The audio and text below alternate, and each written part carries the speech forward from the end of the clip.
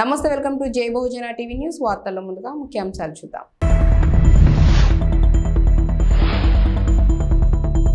కేసీఆర్ పని అయిపోయింది, కారు షెడ్డుకే రేవంత్.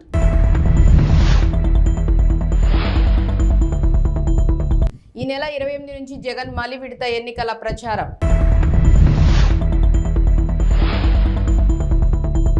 ఈ నెల 29న తెలంగాణలో జేపీ నడ్డా పర్యటన.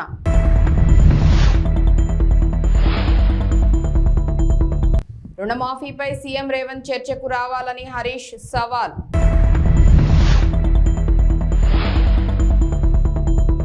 టీటీడీకి చెందిన 2000 నోట్ల మార్పిడికి ఆర్బీఐ అంగీకారం.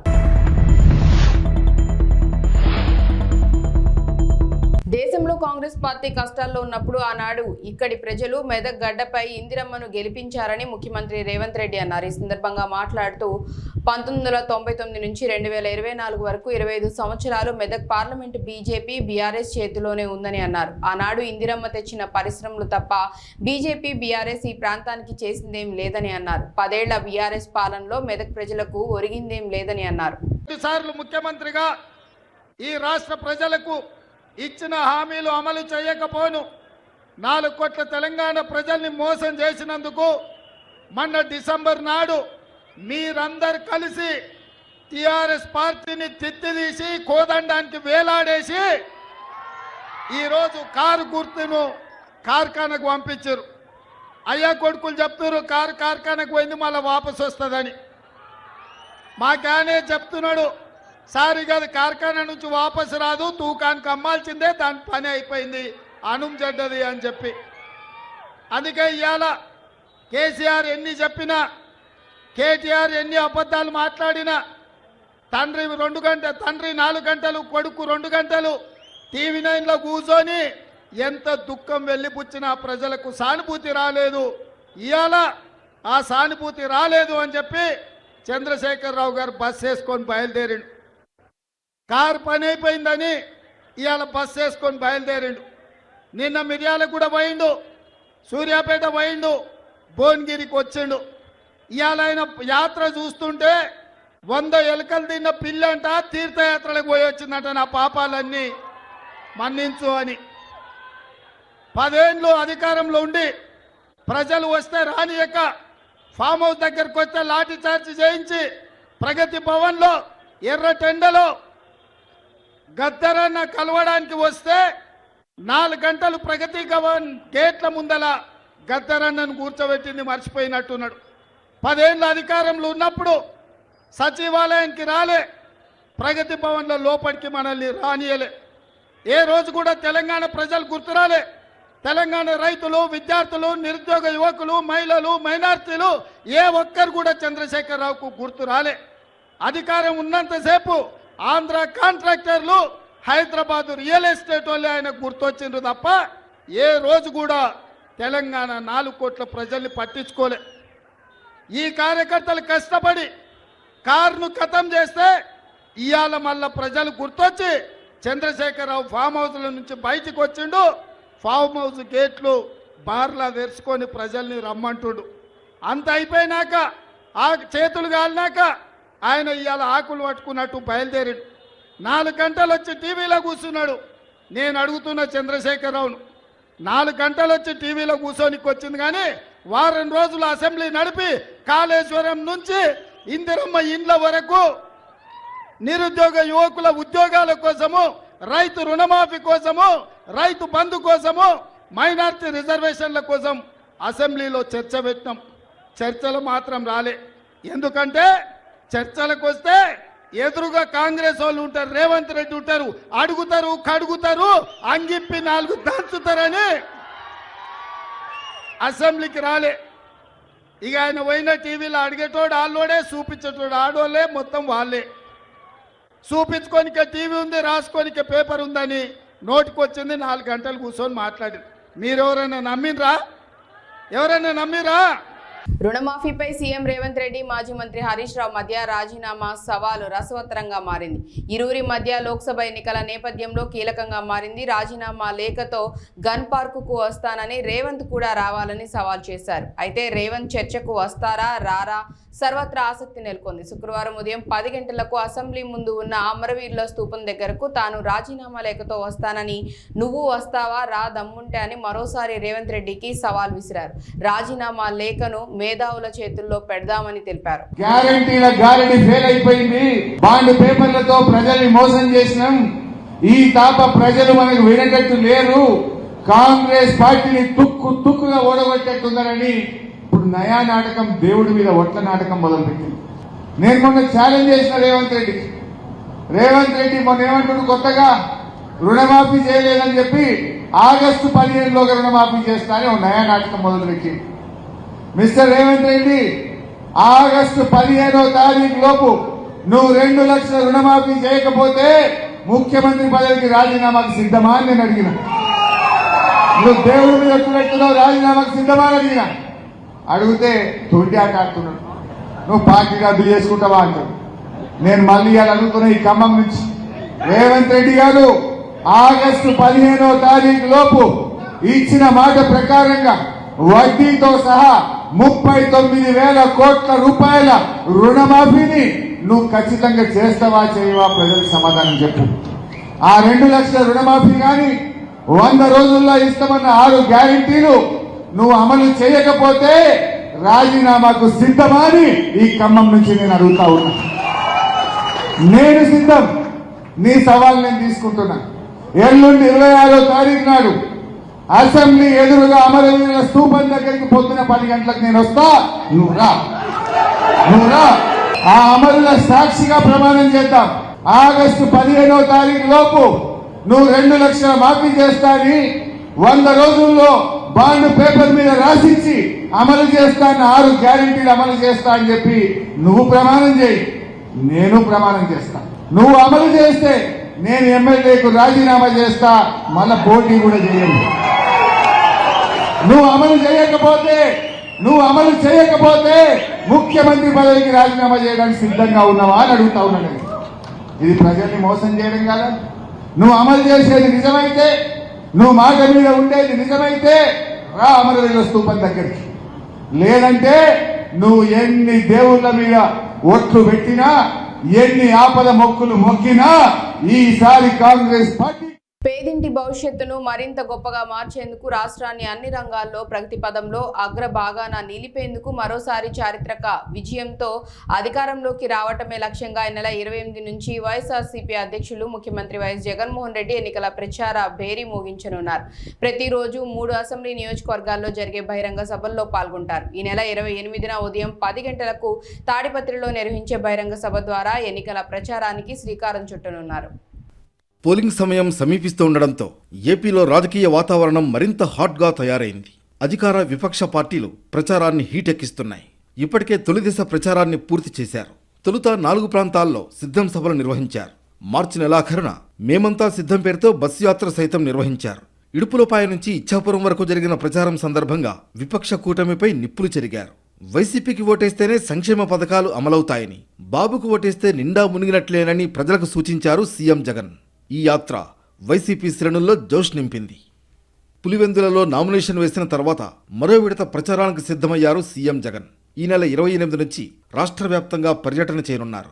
ప్రతిరోజు 3 అసెంబ్లీ నియోజకవర్గాల్లో బహిరంగ సభలు నిర్వహించనున్నారు. ఈ నెల 28న ఉమ్మడి అనంతపురం జిల్లా తాడిపత్రి, నెల్లూరు జిల్లా వెంకటగిరి, కందుకూరులో బహిరంగ సభలు నిర్వహించనున్నారు. ఈ నెల 29న చోడవరం, పి గన్నవరం, పొన్నూరు, 30వ తారీఖున కొండపి, మైదుకూరు, పీలేరులో సిద్ధం సభలు జరగనున్నాయి. మే 1వ తారీఖున బొబ్బిలి, పాయకరావుపేట, ఏలూరులో బహిరంగ సభలు నిర్వహించనున్నారు. ఈ మేరకు పార్టీ క్యాడర్ రూట్ మ్యాప్ తయారు చేయడం జరిగింది. రాష్ట్రంలో పార్లమెంట్ ఎన్నికల్లో డబుల్ డిజిట్ సీట్లే లక్ష్యంగా పెట్టుకున్న బీజేపీ ప్రచారాన్ని స్పీడ్ చేసింది. ఇందులో భాగంగా ఈ నెల 29న రాష్ట్రానికి జేపీ నడ్డా రానుండగా 30న మోదీ పర్యటన ఖరారైంది. రాష్ట్రంలో ఎన్నికల షెడ్యూల్ రిలీజ్ అయ్యాక తొలిసారిగా మోదీ రాష్ట్రానికి రానున్నారు. ఈ నెల 30న జహీరాబాద్ ఎంపీ అభ్యర్థి బీబీ పాటిల్, మెదక్ పార్లమెంట్ అభ్యర్థి రఘునందన్ రావుకు మద్దతుగా ప్రచారం నిర్వహించనున్నారు.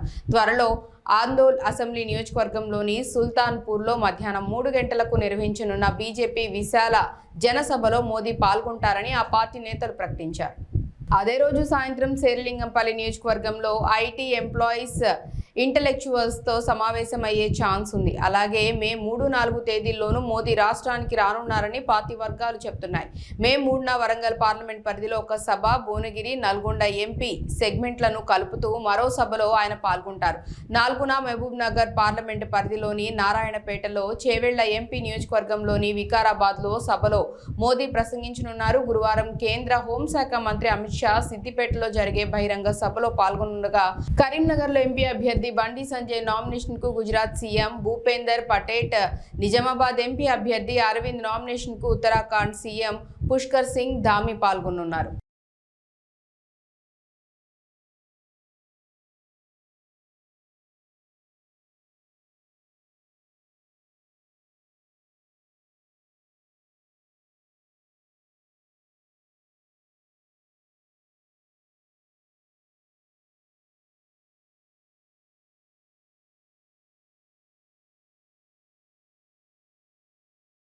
కరీంనగర్ ప్రభుత్వ మహిళా డిగ్రీ కళాశాలకు కేంద్ర ప్రభుత్వం అటానమస్ హోదా కల్పించనుంది. కరీంనగర్ ప్రభుత్వ మహిళా డిగ్రీ కళాశాలకు అటానమస్ హోదా కల్పించాలని కోరుతూ ఫిబ్రవరి 16న ఎంపీ బీజేపీ జాతీయ ప్రధాన కార్యదర్శి బండి సంజయ్ కేంద్రానికి లేఖ రాశారు. బండి సంజయ్ లేఖపై కేంద్రం స్పందించింది. అటానమస్ హోదా కల్పిస్తున్నట్లు శాతవాహన యూనివర్సిటీ రిజిస్ట్రార్కు లేఖ అందించారు. అటానమస్ హోదా కల్పించినందుకు కేంద్ర మానవ వనరుల అభివృద్ధి శాఖకు బండి సంజయ్ కృతజ్ఞతలు తెలిపారు. ఇదే సైన్స్ కాలేజీలో కానీ ఆర్ట్స్ కాలేజీలో చదువుకున్న తర్వాత అనేక సమస్యల మీద అవగాహన ఉంటుంది. ప్రభుత్వ కళాశాలలో చదువుకునే విద్యార్థులందరూ కూడా సమస్యల మీద అవగాహన ఉంటుంది. నేను ప్రభుత్వ కళాశాలలో చదువుకునే వాటి నేను ఎంపీ అయ్యాను. ఒక పార్లమెంట్ సభ్యుడిగా ఏ సమస్య వచ్చినా, ఏ ఇబ్బంది వచ్చినా ఈ కళాశాల సమస్యల మీద ఒక అవగాహనతోనే తప్పకుండా పరిష్కరించే ప్రయత్నం చేస్తాను. కలియుగ ప్రత్యక్ష దైవం తిరుమల శ్రీ వెంకటేశ్వర స్వామి వారి దర్శనానికి ప్రతిరోజు వేలాది మంది భక్తులు తరలి వస్తుంటారు. ఇక ప్రతిరోజు కోట్లాది రూపాయలు శ్రీవారికి హుండీలో సమర్పించుకుంటారు భక్తులు. అయితే ఆర్బీఐ 2000 నోట్లను రద్దు చేసిన తర్వాత కూడా శ్రీవారి హుండీలో ఆ నోట్లను వేస్తూనే ఉన్నారు భక్తులు. దీంతో ఆర్బీఐతో నోట్ల మార్పిడి కోసం ప్రయత్నాలు మొదలుపెట్టింది టీటీడీ. ఎట్టకేలకు 2000 రూపాయలు మార్పిడిలో టీటీడీ ప్రయత్నం ఫలించింది. 2023 అక్టోబర్ 7వ తేదీ నుంచి 2000 రూపాయల నోట్ల మార్పిడిని రిజర్వ్ బ్యాంక్ ఆఫ్ ఇండియా రద్దు చేసిన విషయం విదితమే కాగా, అటు తర్వాత కూడా శ్రీవారి హుండీలో 2000 రూపాయల నోట్లు పెద్ద సంఖ్యలో సమర్పించారు భక్తులు. దీనిపై రిజర్వ్ బ్యాంక్ అధికారులతో స్పందించిన నోట్ల మార్పిడి చేయాలని విజ్ఞప్తి చేసింది టీటీడీ. దీనిపై సానుకూలంగా స్పందించారు రిజర్వ్ బ్యాంక్ ప్రతినిధులు. 2023 అక్టోబర్ 8వ తేదీ నుంచి 2024 మార్చి 22వ తేదీ వరకు 5 విడతల్లో 3,20,00,000 రూపాయల విలువ చేసే 2000 రూపాయల నోట్లను మార్పిడి చేసుకుంది టీటీడీ.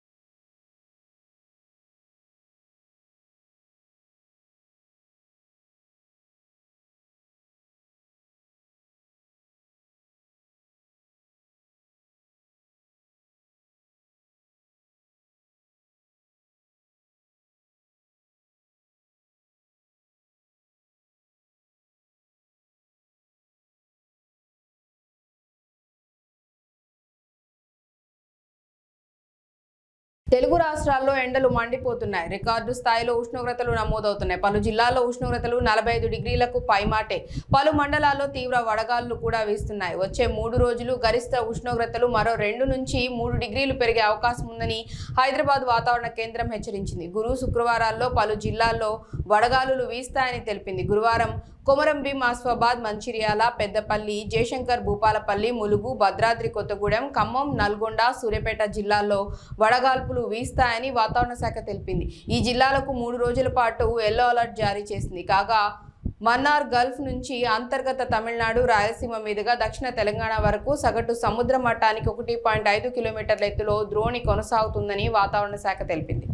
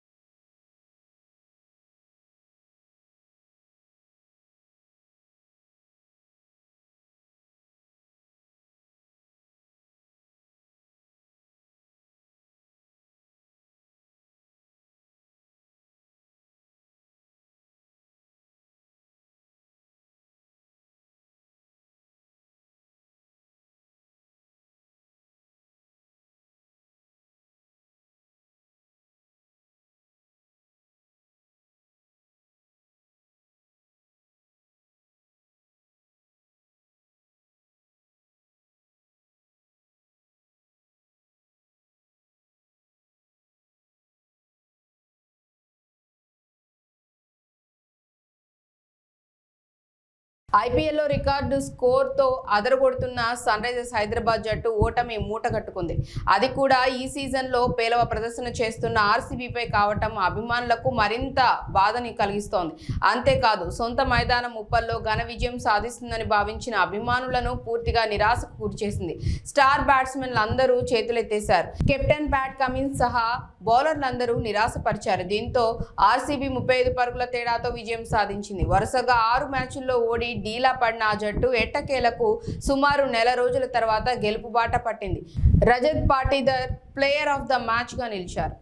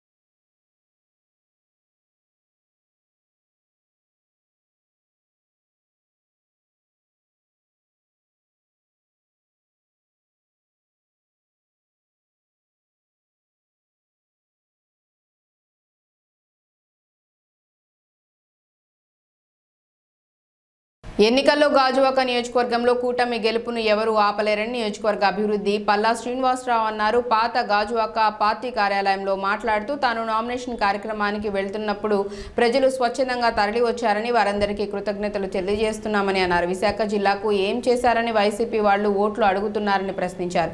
రాష్ట్రాన్ని అప్పుల ఊబిలోకి నెట్టారని ఓట్లేయాలా లేక ప్రజాధనాన్ని దుర్వినియోగం చేస్తున్నారని ఓట్లేయాలా అని నిలదీశారు. గత 5 ఏళ్లలో గాజువాక ఎలాంటి అభివృద్ధికి నోచుకోలేదని అన్నారు.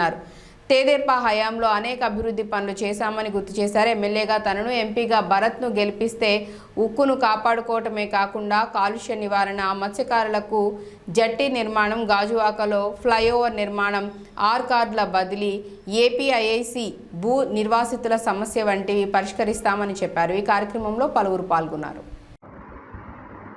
కార్మిక లోకానికి తెలుసు, ఇక్కడ ఉన్నటువంటి నిర్వాసితులకు తెలుసు, అందరికీ తెలుసు. ఏ ప్రైవేట్ ఇన్వెస్టర్ రావాలన్నా, ఏ ప్రైవేట్ వ్యక్తి అయినా స్టీల్ ప్లాంట్ కొనాలి అంటే అక్కడ దానికి స్టేట్ గవర్నమెంట్ ఒక సహాయ సహకారాలు కావాలి. అందుకే కేంద్ర ప్రభుత్వం అమ్మేస్తానంటే కొనడానికి రాష్ట్ర ప్రభుత్వం సహాయ సహకారాలు లేకుండా నిన్న జరిగినటువంటి నా నామినేషన్ ఏదైతే యాత్ర ఉందో దాన్ని దిగ్విజయంగా విజయవంతంగా ప్రజల సహకారంతో, అలాగే తెలుగుదేశం, జనసేన, బీజేపీ, అలాగే అభిమానుల సహకారంతో, మీ అందరి సహకారంతో మరి మేము నామినేషన్ వేయగలిగాం. ఆ నామినేషన్ను చూసిన తర్వాత ఆ నామినేషన్, ఆ పాదయాత్ర కావచ్చు, ఆ యాత్ర కావచ్చు, అది చూసిన తర్వాత నిజంగా నా భూతో నా భవిష్యత్ లాగా ఉంది. అంటే నేను ఎప్పుడు కూడా అంత జనాన్ని చూడలే. దాన్ని బట్టి నాకు అర్థమవుతుంది ఏంటంటే ప్రజలు మార్పు కోరుకుంటున్నారు. ఇటు విశాఖపట్నంలో ఒక గాజువాకలో కావచ్చు, విశాఖపట్నం పార్లమెంట్ కావచ్చు, అలాగే ఈ రాష్ట్రంలో కావచ్చు, రేపు ఖచ్చితంగా ఎన్డీఏ కూటమి, తెలుగుదేశం, జనసేన, బీజేపీ కూటమి అధికారంగా రాబోతుందని చెప్పేసి ఈ సందర్భంగా తెలియజేస్తాను. అందుకే మీ ద్వారా నేను గాజువాక పుర ప్రజలకు, తెలుగుదేశం, జనసేన, బీజేపీ నాయకులకు, అలాగే అభిమానులకు అందరికీ కూడా మీ ద్వారా నేను వారికి ధన్యవాదాలు తెలియజేసుకుంటున్నాను. నేను నా మీద భరోసాగా పెట్టి అంతమంది మరి స్వచ్ఛందంగా పాల్గొని సుమారు 3 గంటల పాటు ఆ మండు టెంట్లో మాతో పాటు అక్కడ నామినేషన్ ఫైలింగ్ కోసం వచ్చినందుకు వారందరికీ కూడా నేను పేరు పేరున ధన్యవాదాలు తెలియజేస్తున్నా. మరి సోదరులారా, ఈరోజు మళ్ళీ మీ ద్వారా నేను ప్రజానికాన్ని కోరుతున్నాను.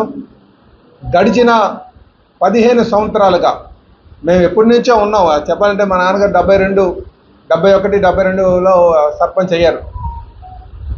అప్పటి నుంచి ఈ ప్రాంతంతో ఇక్కడ ఉన్నటువంటి ప్రజలతో మమేకమయ్యే ఉన్నాం. కుటుంబ పరంగా కార్మిక లోకంతో ఉంటాం. కానీ నేను ప్రత్యేకంగా 2009 నుంచి మరి నియోజకవర్గంలోనే ఉంటూ ఇక్కడ ఉన్నటువంటి సాధక బాధలు తెలుసుకొని మరి అప్పుడు నాకు 2014లో నాకు శాసనసభ్యుడిగా అవకాశం కల్పించారు. ఆ 5 సంవత్సరాలు 2014 నుంచి 2019 మధ్యన నేను అనేక సమస్యలు పరిష్కారం చేసేటువంటి పద్ధతి, నా యొక్క పద్ధతిని చూశారు. నేను అధికారం ఉన్నప్పుడు ఏ విధంగా సమస్యలు పరిష్కారం చేస్తానన్న దాని మీద పూర్తి అవగాహన ఇక్కడ ఉన్నటువంటి ప్రజలకు ఉంది. అలాగే అధికారం లేనప్పుడు నా పోరాట పటిమం ప్రజలతో మమేకమై ప్రజాపక్షాన్ని నించొని ప్రభుత్వం చేసినటువంటి ప్రజా వ్యతిరేక విధానాలపైన మేము పోరాటం చేసినటువంటి తీరు కూడా ఇక్కడ ఉన్నటువంటి ప్రజానికి తెలుసు. కనుక నేను గత 15 సంవత్సరాలుగా గాజువాక నియోజకవర్గంలోనే ఉండి అనేక సమస్యల పరిష్కారం పట్ల లేకపోతే పోరాటం చేసిన విషయంలో కావచ్చు, నాకు నా నైజం ఇక్కడ ఉన్నటువంటి ప్రజానికానికి తెలుసు. కనుక మళ్ళీ నాకు అవకాశం కల్పిస్తారనే నమ్మకం ఉందని చెప్పి ఈ సందర్భంగా నేను తెలియజేస్తున్నా. ఈరోజు ఇక్కడికి వచ్చినందుకు గాను మీ అందరికీ కూడా నేను ప్రెస్ సోదరులందరికీ పేరు పేరున నేను నమస్కారాలు తెలియజేసుకుంటున్నాను.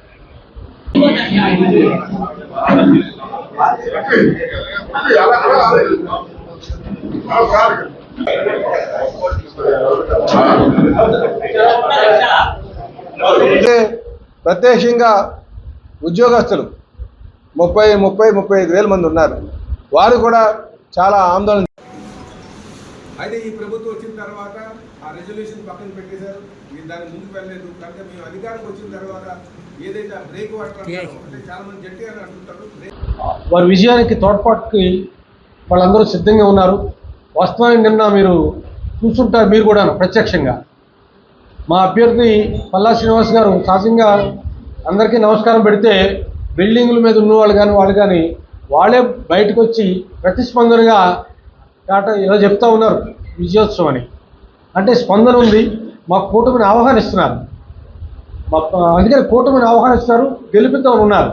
దాంట్లో భాగమే నిన్న బ్రహ్మాండంగా మా నామినేషన్ అనేటువంటిది ఎప్పుడు నేను కూడా 30-40 సంవత్సరాలు ఉన్నాను, అంత భారీ స్థాయిలో ఎప్పుడు ర్యాలీ జరగలేదు, నామినేషన్ ర్యాలీ.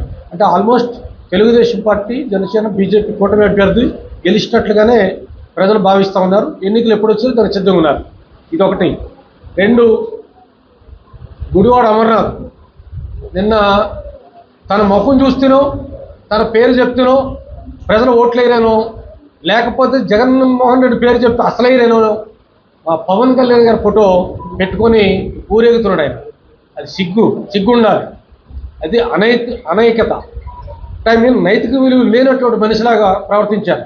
సరే, వేదిక మీద ఉన్నటువంటి బొత్స సత్యనారాయణ ఇంకా సుబ్బారెడ్డి ఎంపీలు వాళ్ళకైనా బుద్ధి ఉండాలి కదా. పవన్ కళ్యాణ్ గారి ఫోటో నువ్వు పెట్టుకుంటే నీ జగన్మోహన్ రెడ్డి ఫోటో పెట్టుకోవాలి. అంటే జగన్మోహన్ రెడ్డి పేరు చెప్తే ఓట్లు రావు. ఓటమి భయాన్ని అంగీకరించారు. ఓడిపోతున్నాం ఇక్కడని. అందుకనే మా నాయకుడు ఫోటో పెట్టుకొని ఊరేగటం అది పూర్తి స్థాయిలో అది దిగజాడుతనం, అవినీతి, అంటే అనైక్యతగా. అందువల్ల ఇప్పటికనే ఆల్మోస్ట్ అతను ఓటమిని అంగీకరిస్తూ ఆయనంతలో ఆయనే ఒకవేళ ఓట్లు రావని అనుకుంటే జనసేన పార్టీలో జాయిన్ అయిపోయి మా కూటమి అభ్యర్థి పల్లా శ్రీనివాస్ గారికి సపోర్ట్ చేస్తే బాగుంటుందని చెప్పి హితవు చేస్తున్నాం. 2, ఇక మా పార్టీ జనసేన పార్టీ శ్రేణులు పూర్తి స్థాయిలో మా అధ్యక్షుడు పవన్ కళ్యాణ్ గారు ఆదేశం మేరకు పల్లా శ్రీనివాస్ గారు కూటమి అభ్యర్థిగా గెలవడానికి కావాల్సినటువంటి శ్రమ ఏ మేరకు తీసుకోవాలన్నా తీసుకోవడానికి సిద్ధంగా ఉన్నాం. అందరూ కలిసి పనిచేస్తాం. 2 ఎంపీ అభ్యర్థులు కూడా గెలిపించుకుంటాం. ఎందుకు అంటే ఇందులో ఒక అర్థం ఉంది. పని చేయాలని తపన నాయకుడు కావాలని ప్రజలు కోరుకుంటారు. అవినీతి ఆరోపణలు మచ్చలేనటువంటి మనిషి కావాలని కోరుకుంటారు. మా అభ్యర్థికి అవినీతి మచ్చలైతే లేవు, ఉంటే పుట్టుమచ్చలు ఉండదు తప్ప. మిగతా మా మీద పోటీ చేస్తున్న అభ్యర్థి అమర్నాథ్కి తనకు పూర్తిగా అవినీతి మరకలే ఉన్నాయి. పూర్తిగా మొక్కలు చూస్తున్న అవినీతి మరకలతో ఆయన తిరుగుతూ ఉన్నాడు. అందుకనే మా అభ్యర్థిని ఎమ్మెల్యేగా గెలిపించుకోవాలని ప్రజలు చూస్తున్నారు. రాష్ట్రాన్ని 10 ఏళ్లు పాలించి ప్రజాధనాన్ని దుర్వినియోగం చేసిన బీఆర్ఎస్ పార్టీని ప్రజలు నమ్మొద్దని కాంగ్రెస్ పార్టీ సీనియర్ నాయకులు రైతు ఆత్మహత్యల నివారణ సంఘం రాష్ట్ర అధ్యక్షులు జంజిరాల రాజేష్ అన్నారు. ఈ సందర్భంగా మాట్లాడుతూ కాంగ్రెస్ అధిష్టానం సమిష్టి నిర్ణయం మేరకు ఖమ్మం పార్లమెంట్ అభ్యర్థిగా రఘురామ్ను ఎంపిక చేయడం పట్ల జంజిరాల హర్షం వ్యక్తం చేశారు. రాష్ట్రంలో 17కు 17 ఎంపీ స్థానాలను కాంగ్రెస్ ప్రభుత్వం కైవసం చేసుకోబోతోందని ఆశాభావం వ్యక్తం చేశారు.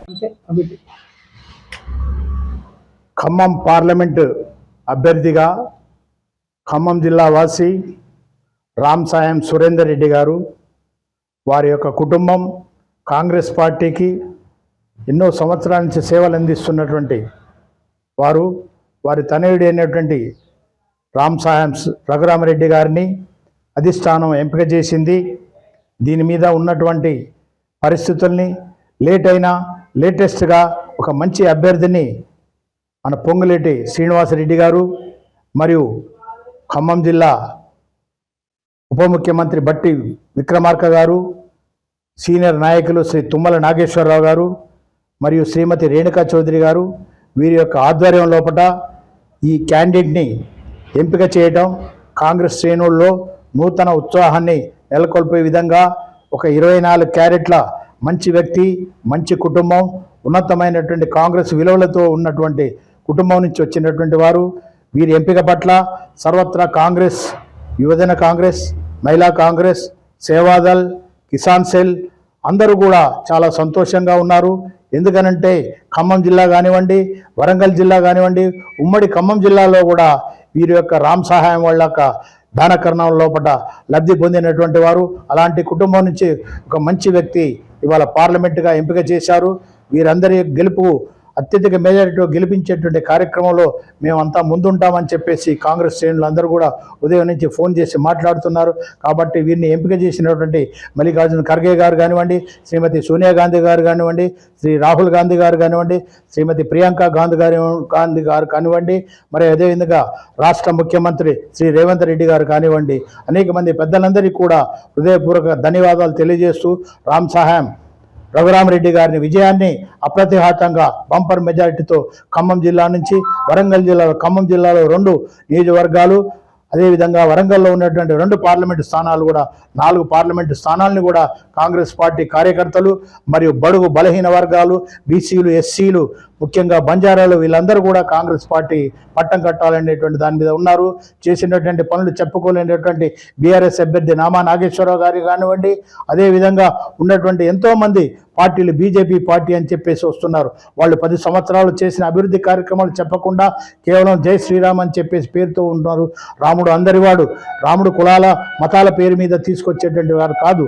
అందరూ కూడా ముస్లిమ్స్లో కూడా శ్రీరామనవమి రోజు పాల్గొని దైవికంగా మరి పనిచేసినటువంటి వాళ్ళు ఉన్నారు. అలాంటి సెక్యులర్ కంట్రీ లోపల కేవలం రామంతోటి 10 సంవత్సరాల పరిపాలన పూర్తవుతుంది అనుకుంటున్నారు. అది పొరపాటు. కానీ రాముడు అందరివాడు, అందరికీ కావలసినటువంటి వారు. త్రేతాయుగం నుంచి ఇప్పటి వరకు కొన్ని వేల సంవత్సరాల నుంచి కూడా ప్రతి గ్రామంలో గాంధీ గారి విగ్రహం ఉంది, ప్రతి గ్రామంలో రాముడి విగ్రహం ఉంది. ఇవాళ కొత్తగా రాముడు పరిచయం చేసేటువంటి పరిస్థితి తీసుకురాకుండా మీరు చేసినటువంటి అభివృద్ధి కార్యక్రమాలు ప్రజల ముందు ఉంచండి. మేము ఇది చేశాం, మీరు మళ్ళీ పట్టం కట్టండి అని. 2 సంవత్సరాలు 10 సంవత్సరాలు ఏలినటువంటి మీరు సామాన్యుడు బతకలేని పరిస్థితుల్లో పెట్రోల్ డీజిల్ రేట్లతోటి మమ్మల్ని తినడానికి తిండి లేనటువంటి పరిస్థితుల్లో మేము ముందుకు పోతున్నామని చెప్పేసి, కాబట్టి ఇలాంటి చౌకబారు మాటలు మాట్లాడవద్దని చెప్పేసి ఉత్తముడైనటువంటి రఘురామరెడ్డి ద్వారా మరి తెలంగాణలో కూడా కాంగ్రెస్ పార్లమెంట్ సీట్లు, అత్యధిక సీట్లు మా ముఖ్యమంత్రి రేవంత్ రెడ్డి గారు చెప్పినట్టు 17కు 17 సీట్లు కాంగ్రెస్ కైవసం చేసుకుంటుంది. రాహుల్ గాంధీ జూన్ 9వ తారీఖు నాడు ప్రమాణ స్వీకారం చేస్తారు ప్రధానమంత్రిగా అని చెప్పేసి మేము విజ్ఞప్తి చేస్తూ ప్రజల్ని కోరుకుంటున్నాను, మనవి చేసుకుంటున్నాను. జై కాంగ్రెస్, జై రాహుల్ గాంధీ.